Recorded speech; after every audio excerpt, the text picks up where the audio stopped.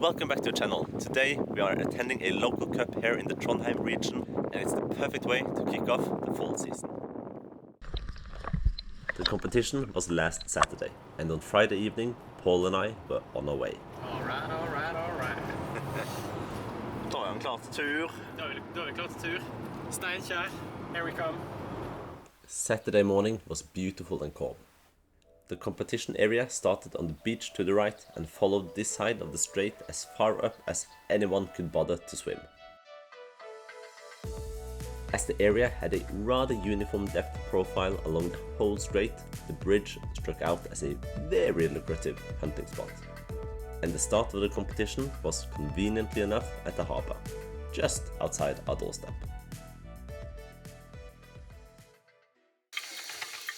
After a much needed cup of coffee and breakfast, we met up with the others.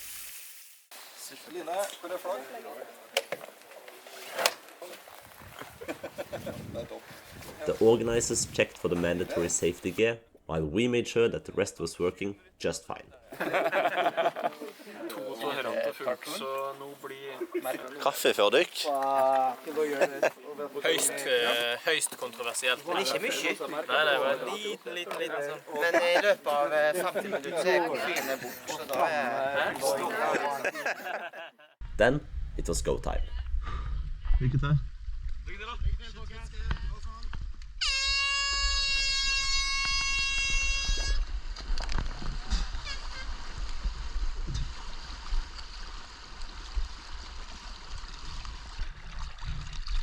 That was 10 minutes. Oof, away. I was first at the bridge and the current was ripping. Suddenly I realized I actually didn't know how deep the bottom was, and the visibility seemed awful. Since I'd been struggling with the flu and thus my sinuses for over a week, I decided to head for this nearby corner to ensure I had some ground to dive along, even if the sinuses were completely blocked.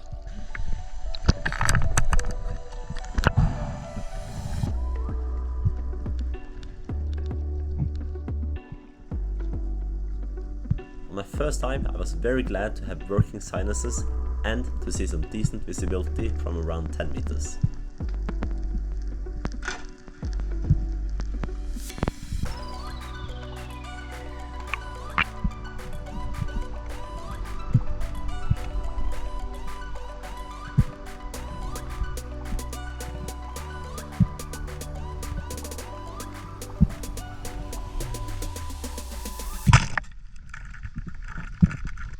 First competition with the first shot actually hit. That's nice, and yours was big enough, also nice. The white markings shows the minimum sizes for different fish and provides a nice calibration. Now I knew I could shoot similar fish and larger, and if it was too small I would know that I would have to go for bigger fish.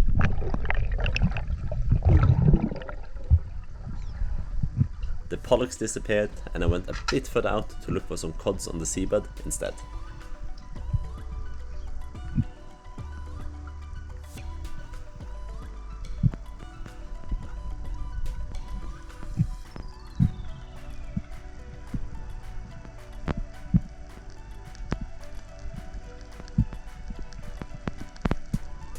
Instead of cods, I suddenly see some skittish pollux, and I quickly settle on the bottom, hoping they would approach.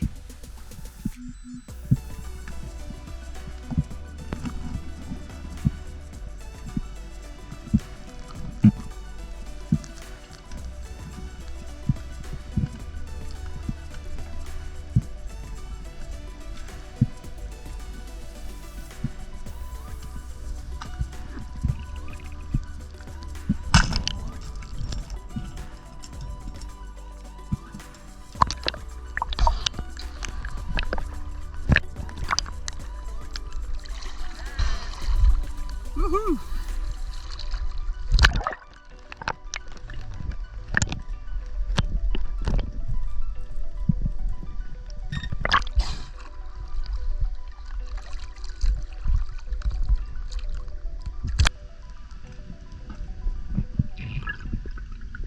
A few dives later I found my cod, but after a quick look at the markings, I decided to let it go.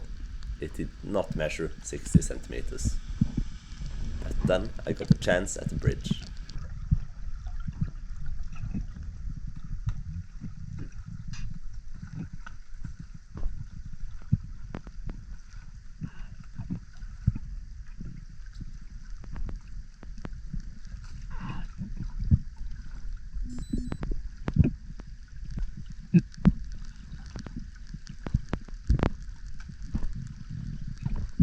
I expected it to be a little fish since divers had been present for an hour, and I was right.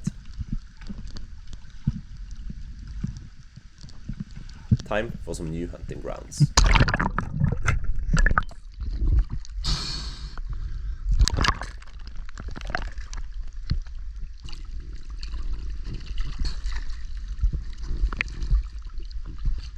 Audun, har du fått noe?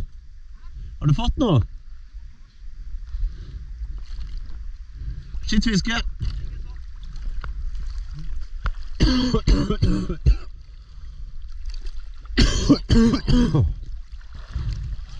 Hallais, hvordan går det?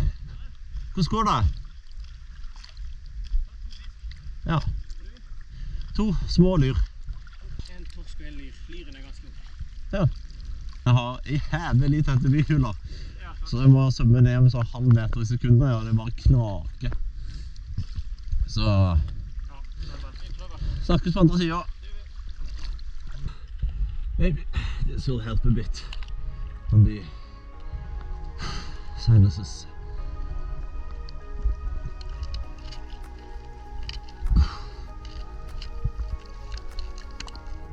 Here I figured I might as well give another dive a chance after both some time in the surface and some water.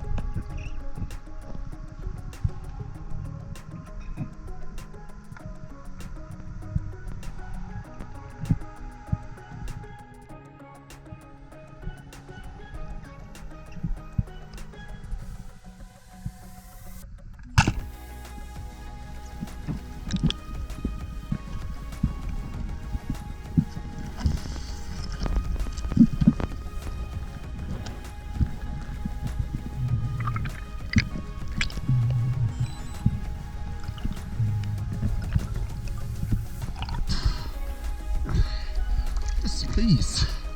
That's one of the best shots I've had in a long, long time.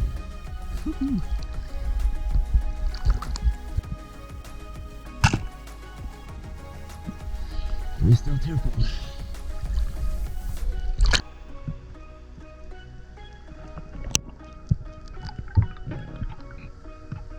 Unfortunately, after that deeper dive, I was not able to get below 5 meters.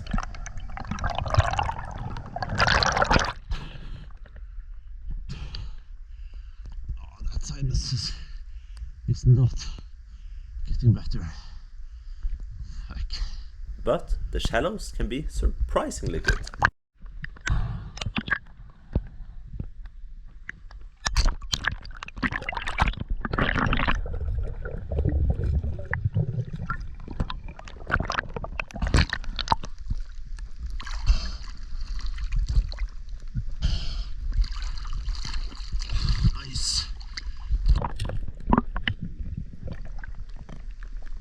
Where there's one, there might be more, and I dived along the shallow all the way back to the bridge. Lots of empty ground, but you never know when a fish will appear.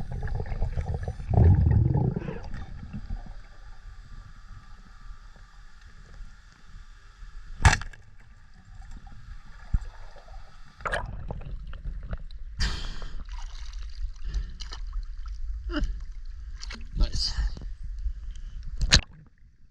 Just over the competition size of 60 centimeters, but well above the national minimum size of 55. Maybe not valid, but it's a nice fish. On my way back, I checked whatever sand I could find for flatfish, with no success. And just like that, 4 hours were gone. Det gikk kjempebra. Det er bra. Fornøyd? Ja, det. Kanskje jeg slår deg. Vi får se. Once again, we were blown away by Steinkjer Diving Club, who upped the game from the morning and provided some proper food as well as the coffee and cake. While the weighing started, it was the safety personnel's time to get in the sea. Well deserved. There were not that many fish overall, but 2 guys shot haddock, which is very cool. Hvor mange fisk har han totalt? 2.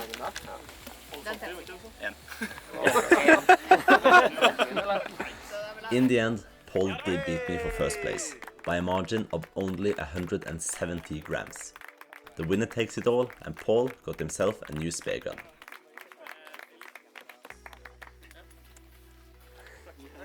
Finn den.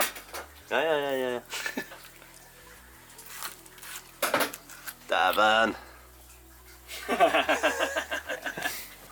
Og så den lille.